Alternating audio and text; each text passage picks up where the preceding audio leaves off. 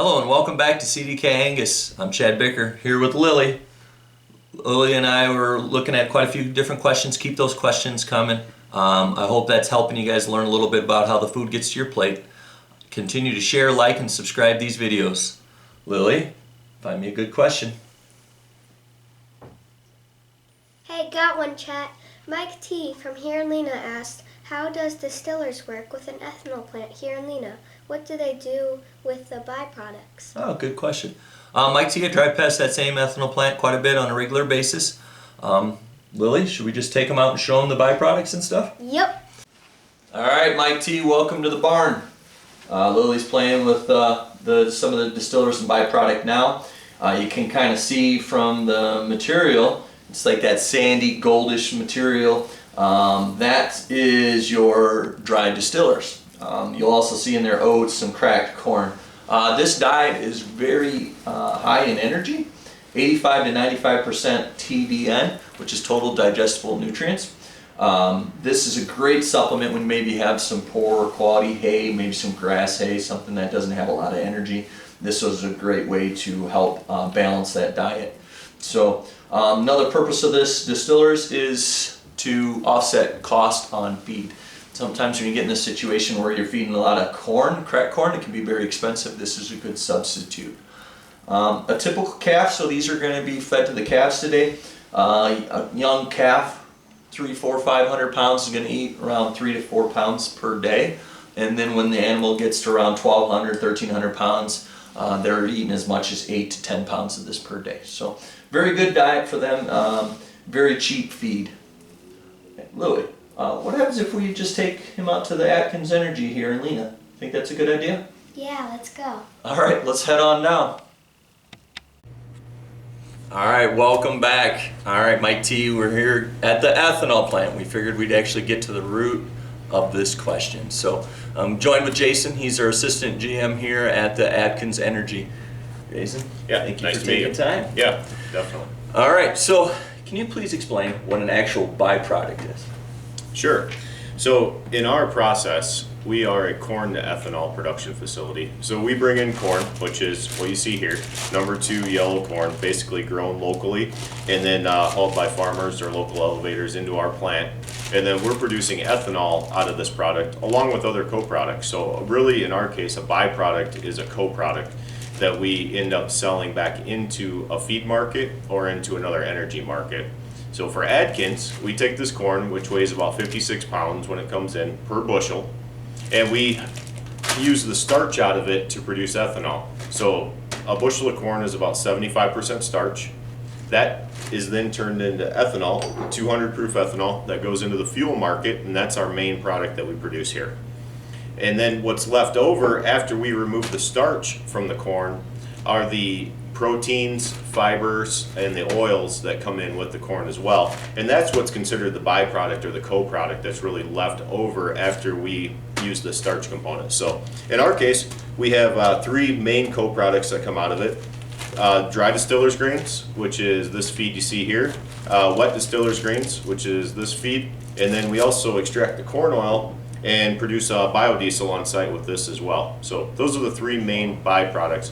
And we really refer to them as co-products because they all have value. It's not a waste stream, it's a value-added stream. So you're using every single thing that corn. So it comes in like this, and you're using every little bit of it. Yeah, correct. We are a zero discharge plant, which means that everything either gets recycled or sold as a feed product or a product to industry. So this is the byproducts. This is what we are feeding to the livestock. How much of this do you get per day? Right now, we're grinding about 60,000 bushels a day, just under that. And for every bushel of corn that we grind, we're left with about 15 pounds of this animal feed, the dry distillers grains at the end. So if you do the conversion back on that, we're producing right now about 350 tons a day or so of the dry distillers grains, and another, say, a couple hundred tons a day of the wet distillers grains. This has a lot higher moisture content, so it's essentially the same feed, it just has more moisture in it. So how do you dry it down from the wet to the dry? Is there a different technique? You take that moisture out? Yeah, so we use this product, we run it through, we have 2 dryers on site. One is called a ring dryer and the other one is a drum dryer, but essentially they're doing the same thing. We're using natural gas to heat up the air, evaporate the moisture out, and then removing the moisture ultimately turns into the dry distiller's grain. So is it just like a regular dryer that you'd have on a farm? Similar. There's a little bit difference to it in that this, if you see it out in the plant, the drum dryer looks like a large clothes dryer. Oh. It's tumbling the feed around and the hot air is blowing through it. The ring dryer is the tall building that you've probably seen at the back of the plant, and the feed is thrown up into the airstream and then basically tossed around with the hot air. It's only in the airstream for a matter of a few seconds before it's collected and sent out to the dry barn. That's interesting. So why is this such good feed for the cattle? So the co-products, the dry distiller's grains and the wet grains, have a concentration of everything that's left over out of the corn after the starch is gone.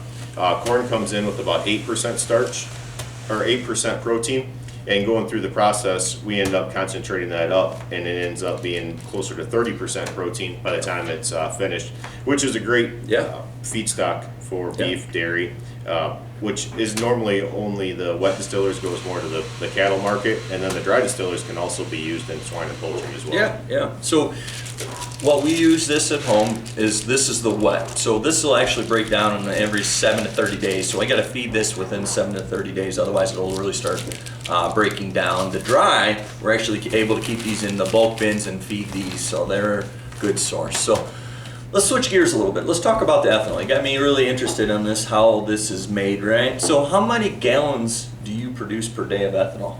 We're producing approximately 175,000 gallons a day. Wow, that gets a lot of cars. Yeah. How many gallons a year, do you know? Just over 60 million gallons per year. 60 million. That'll fill my car up quite a bit. So, pretty interesting. We drive by all the time. We always see the trains out front. I'm just curious. How many gallons can we fit in one railroad car? Yep. So on the ethanol tankers, each ethanol tanker holds approximately 29,000 gallons. 29,000 gallons. Wow. Compared to a truck, which is about 8,000. 8,000? Yeah. Wow. All right. So what's an entire train? Do you know that? Like how many gallons? Usually, if you have a full train of ethanol, which we don't move here, but they're called unit trains, and there'll be 110 cars lying. So take your 29,000 times 110. Wow. So you're putting them on the trains. You're sending them all over the place. How far do you guys send this ethanol? In our case here, most of ours stays local by truck in the Rockford, Chicago area, but the rail cars can go further south and further east. Oh, wow, interesting. All right, sounds good.